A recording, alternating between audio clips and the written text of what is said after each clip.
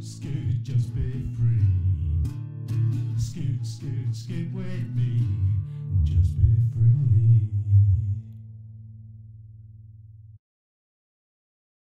So, hello everybody. It's Dom from BACKTOTHESCOOTER.FUN.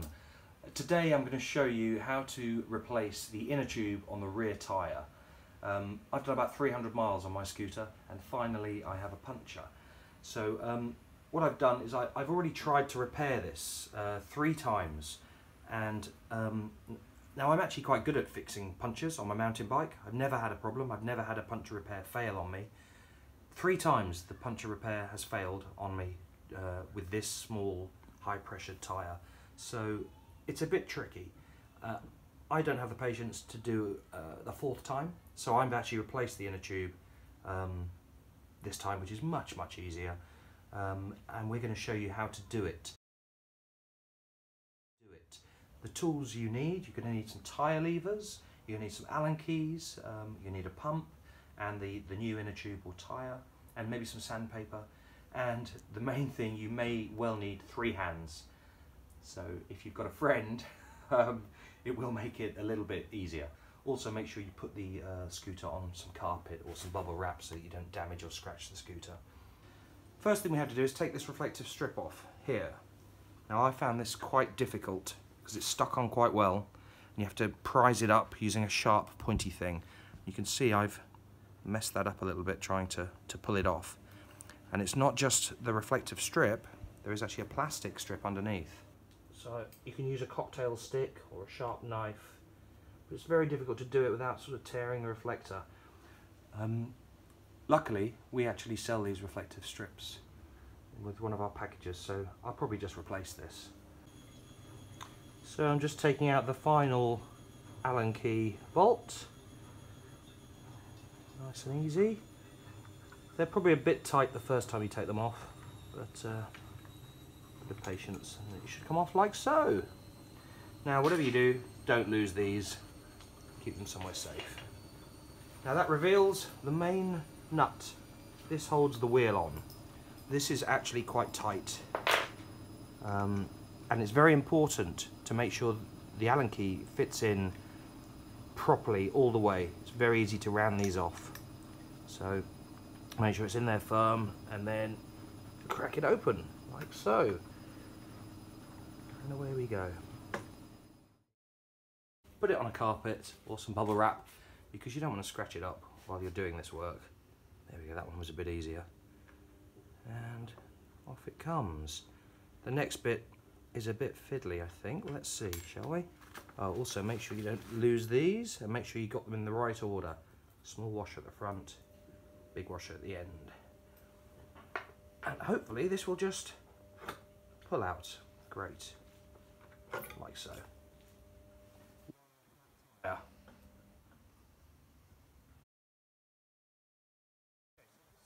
What I think is a good idea is, obviously you don't want to bend this disc. I mean, it's quite strong, but I like to put this on flat because it just gives you a bit more stability. Take off the valve cap, and now the tricky bit. I've done this before, and you can see it's very easy to scratch up the rim. I tried my absolute hardest not to, but I can't find a way. Let's see if these plastic ones make a difference. So you need to get this inside there and fold the tyre over. It's not easy. There we go, that's gone that on. And then the next one in. A bit further down. I'm actually finding the same bits of scratching so that I don't, I don't mind. I don't want to make any fresh damage or scratches.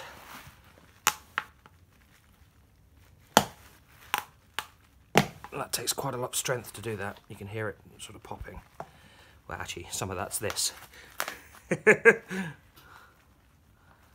It's actually quite difficult to change one of these tyres. Don't be afraid to really get in there and bend it. I'm probably not going to use this inner tube again anyway, so it doesn't matter if I damage the inner tube while I'm doing this job.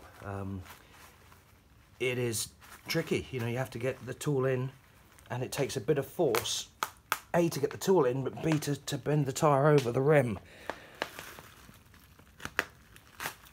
This is not a job you you want to do very often. And I'm quite strong and I'm still struggling slightly. There we go. Once you get going, it should get easier. So there we go, look at that. And you see now I've got going, much easier. And thankfully these plastic tools aren't doing too much damage to the rim. The first time I did this, there goes the inner tube, lovely. First time I did this, these were metal, hence some of the scratching. Okay, great. And then you have to pull the tyre to one side and then manoeuvre the actual inner tube to where you can grab hold of it. If you can get to it, then you can actually start to pull it out, and it just makes the whole job of removing the tyre much easier because there is very little movement in this. I think I'm even gonna, might let a bit more air out of this tyre. Yeah, that will help. Get the tyre out. So, the inner tube to make this job a bit easier. It's very tight fitting, all of this, and I find, see, I'm not going to use this inner tube again, so I'm happy to just, pull it out just to make the tyre job much easier. There it goes. Just put a bit of pressure with your thumb, moving it off the rim, and then it should just peel out. And there you can see the repair I did earlier, which obviously has failed. So I won't be using this again. Removed completely, you can see the difference. It's so much easier to get this tyre off. I can just do it by hand. So that's a very vital point. Get this out and this comes off much easier. And it's not that easy. I have to say this is quite a difficult job. Around this tyre, I can't feel anything sharp. It seems pretty good inside there. Now I just had an idea, better check this rim as well, and running my fingers through it, across it here, I can actually feel a few really rough, sharp spots on it. So I'm just taking some sandpaper and I'm just gonna give the actual inside of the rim a little sand down. Yeah, that's better, because that could also be causing some of these issues. And that's probably where I stuck the metal tyre removal tool in. I probably just gouged a bit of it by accident. So worth a check and worth smoothing down. I don't want to have to do this job again soon, so I'll do a good job now, but also what I'll probably do is just fill it with slime, which we sell on the website, and we shouldn't have a problem with the Puncture ever again with that. So yes. So we'd sell these. These are replacement tyres with inner tubes. You can also buy hard tyres. Now if you get the hard tyre, obviously that's very handy because you don't get punctures, but it does change the ride quality a lot. I prefer pneumatic tyres, but then I jump up and down curbs, I do a very long commute, and I don't want a bone shaking vehicle. So I don't mind fixing these punctures or replacing these. It's better for me, but it's up to you. You may prefer a hard tyre. And occasionally, if you're going to go off-road, a hard tyre is probably worthwhile. There's a parkland track that sometimes I go on. It's full of thorns. It'd be a rougher ride, but you won't get a puncture. So great, here we go. And you just push it into the tyre. That's the easiest way to do it to start with. Push the new inner tube into the tyre. I think that's the easiest way to do it. I've tried it putting it on the rim first and I found that very difficult.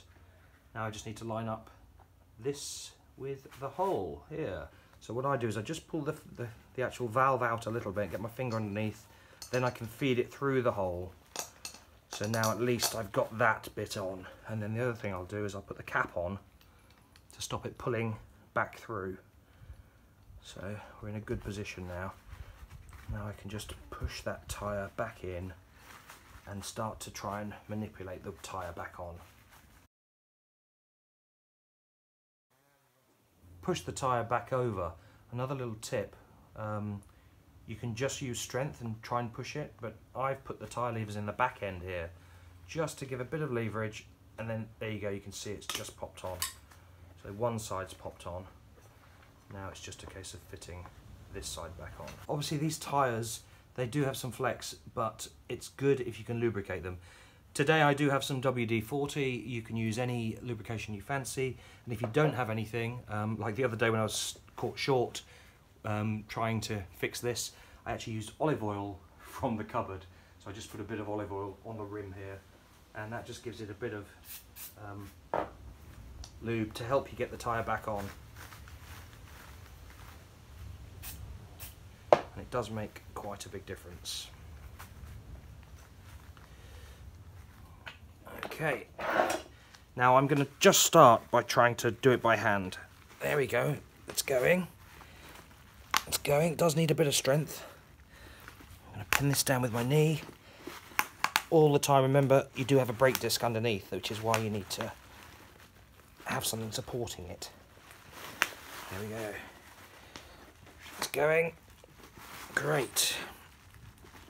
That's made a big difference having that WD-40 on there. Look at that. And now it's just the last bit, which is obviously really tight.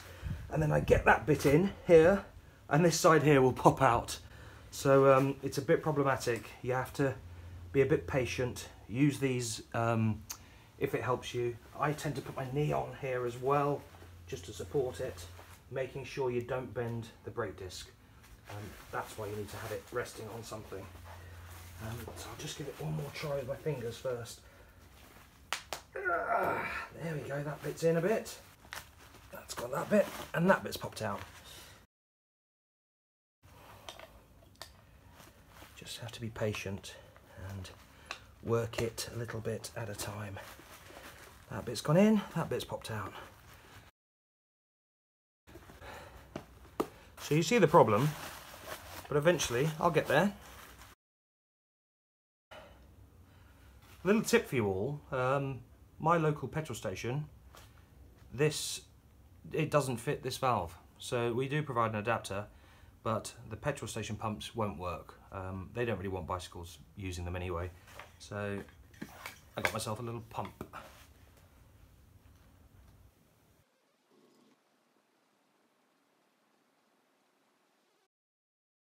It's not massively important, but these tyres do have a little arrow, at least this tyre does, telling you which direction the wheel's supposed to travel. So I've put this on the right way.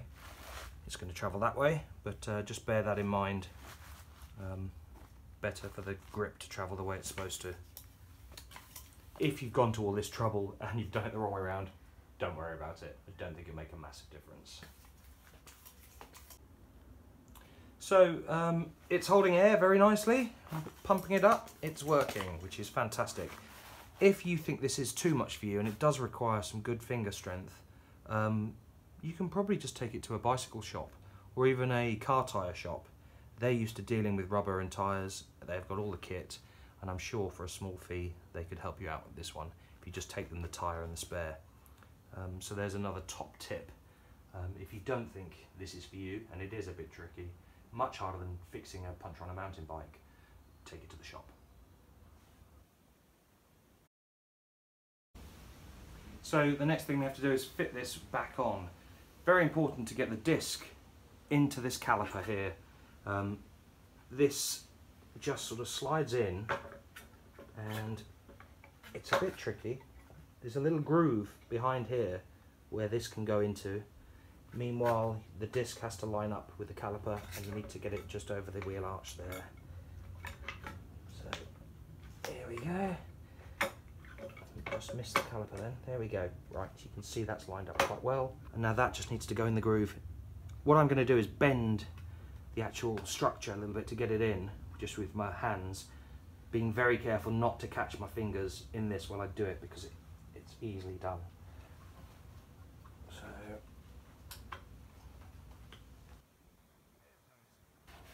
and then it just pops in. Next thing is, put the nut back on there, and then these two on here, which I'll do next.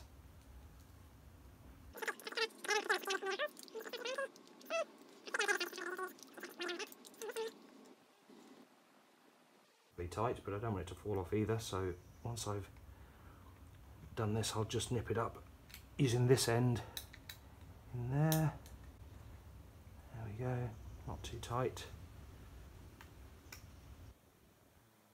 Same on this side. I just do a little check while it's all on its side here. Nothing should have changed with the brake, but I just give it a little test just to make sure it's working, and it is working, so that's good. Once it's up and running, maybe you want to adjust it some more, depending on how tight you like this. Great. Now just for the reflective stickers. I will probably just use a dab of mild glue, maybe even the rubber solution, just to stick this back on. This is beginning to lose its stickiness. I've got oily hands and it's kind of ruined the stickiness. So I'll just put a dab, because we want to be able to get it off again. And then that should stick. If you have sort of ruined the reflective strip that came off, which is very easy to do, don't worry, because we sell a kit where you can buy some new reflective strip, and you can cut it to size and stick it over, and that's what I'll be doing now. And if you're quite good at arts and crafts, you can do a really neat job of this. I'm not amazing at it, but I'll give it a go.